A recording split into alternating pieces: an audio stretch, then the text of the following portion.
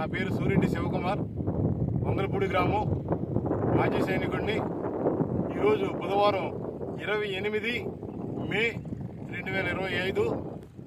ముఖ్యంగా ఏంటంటే గత కొన్ని రోజుల నుంచి ఇసుక మాఫియా గురించి, ఇల్లీగల్ ఇసుక మైనింగ్ గురించి మాట్లాడుతున్నాం. దాని గురించి ప్రత్యక్షంగా ప్రజలకి చూపించవలసిన బాధ్యత కూడా యాజ్ ఎ సోషకర్గా అలాగే ఉంది. కాబట్టి ఇప్పుడు మీ ముందుకి ఇసుక మాఫియా ఎలా తవ్వుతున్నారు, ఏంటి అనేది వివరంగా చూపిస్తాం. ఇలాగా ఇది చూడండి ఎలాగ తవ్వకాలు జరిగినాయో.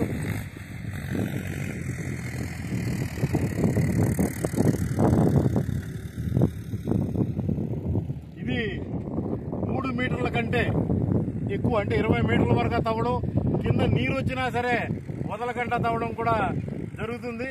అదిగోండి ఇసుక మేటలు, అక్కడ బుక్కలైతే ఇసుక మేటలు వేశారు. ఒకటి కాదు, రెండు కాదు, చాలా చోట్ల ఇసుక మేటలు వేయడం జరిగింది. ఇలాగే ఒకటని రెండని కాకుండా ఇలాగే ఇక్కడ కూడా చాలా లోతులు తవ్వారు. అక్కడ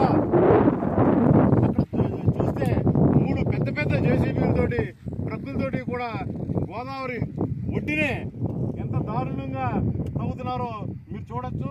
ఇక్కడ కూడా పక్కనే కూడా ఇంచుమించు 30 మీటర్ల లోతు, అంటే 3 మీటర్ల లోతు అవ్వాలి, 30 మీటర్ల లోతు. అంటే దీనికి అధికారులు పర్యవేక్షణ లేదు. అలాగే చాలా మంది దీనికి వంత పాడుతూ సంక్షేమం గురించి, ఇలాగ ప్రకృతి గురించి, గోదావరి గురించి, అలాగే ఇల్లీగల్ మైనింగ్ గురించి పట్టించుకోకపోవడం అనేది అధికారులు పూర్తిగా తప్పిదు. అధికారులు ఎందుకు ఇలాగా వీళ్ళకి ఇలాగా ఒత్తాసు పలుకుతున్నారో తెలీదు.